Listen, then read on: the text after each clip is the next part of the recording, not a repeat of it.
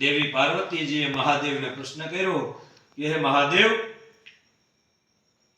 હું તો અર્થકામ વગેરેમાં આસક્ત રહું અને માત્ર તમારામાં મન લગાવી રાખવાના કારણે અથવા પ્રમાદવશ જો સંપૂર્ણ વિષ્ણુ સહસ્ત્ર નામ સ્તોત્રનો પાઠ ન કરી શકું તો તે સ્થિતિમાં જે કોઈ પણ એક નામથી મને સંપૂર્ણ સહસ્ત્ર નામનું ફળ પ્રાપ્ત થઈ જાય તે કહેવાની કૃપા કરો. ત્યારે જગદંબા દેવી પાર્વતીજીનો પ્રશ્ન સાંભળી મહાદેવ કહેવા લાગ્યા કે હે સુમુખી પાર્વતી, હું તો રામ રામ અને રામ આ પ્રમાણે જપ કરતો રહી પરમ મનોહર ભગવાન શ્રી રામના નામમાં નિરંતર રમણ કર્યા કરું. માત્ર એક રામ નામ લેવાથી સંપૂર્ણ સહસ્ત્ર નામનું ફળ મળી જાય. તો હે દેવી પાર્વતી, જો બ્રાહ્મણો, ક્ષત્રિયો, વૈશ્ય, શૂદ્ર પણ દરરોજ વિશેષ રૂપે શ્રી વિષ્ણુ સહસ્ત્ર નામનો પાઠ કરે તો તેઓ ધન ધાન્યથી સંપન્ન થઈ અને ભગવાન હરિ વિષ્ણુના પરમ પદને પ્રાપ્ત થાય. હે દેવી પાર્વતી, જે લોકો પૂર્વક અંગ ન્યાસ સાથે વિષ્ણુ સહસ્ત્ર નામનો પાઠ કરે તે અવિનાશી પદને પ્રાપ્ત થાય. તો હે દેવી પાર્વતી, વારંવાર અધિક કહેવાથી તો હું લાભ, થોડામાં એટલું જાણી લ્યો કે ભગવાન હરિ વિષ્ણુના સહસ્ત્ર નામ પરમ મોક્ષપ્રદ છે. એના પાઠમાં ઉતાવળ કરવી નહીં. જો ઉતાવળ કરવામાં આવે તો આયુષ્ય અને ધનનો નાશ થાય.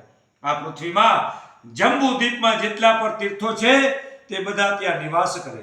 જ્યાં ભગવાન શ્રી વિષ્ણુ સહસ્ત્ર નામનો પાઠ થાય ત્યાં તો શ્રી વિષ્ણુ સહસ્ત્ર નામ સ્થિત છે. ત્યાં ગંગા, યમુના, કૃષ્ણ, વેણી, ગોદાવરી નદી, સરસ્વતી સમસ્ત તીર્થો બધા નિવાસ કરે. આ પરમ પવિત્ર સ્તોત્ર ભક્તોને સદા પ્રિય છે.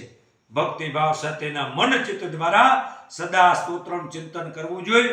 જે મનીષી પુરુષો પરમ ઉત્તમ ભગવાન હરિ શ્રી વિષ્ણુ સહસ્ત્ર નામ સ્તોત્રનો પાઠ કરે તે બધા પાપોથી મુક્ત થઈ અને હરિની સમીપે જાય.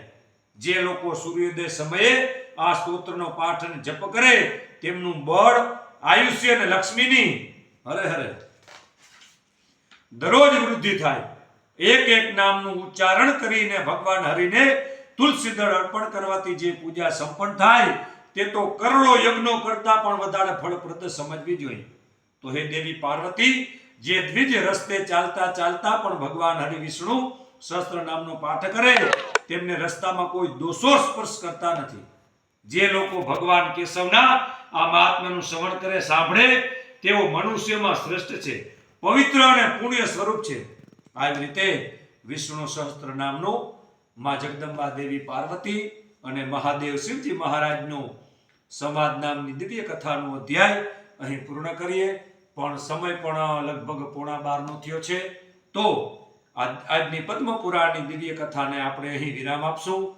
કાલની કથામાં ગૃહસ્થ આશ્રમની પ્રશંસા, દાન અને ધર્મનો મહિમા, ગંડકી નદીનું મહાત્મ્ય અને અભ્યુદય અને ઉદ્વદય નામના સ્તોત્રનો વર્ણન, આવી અનેક દિવ્ય કથાઓ આપણે પદ્મ પુરાણમાં કાલે સાંભળશું.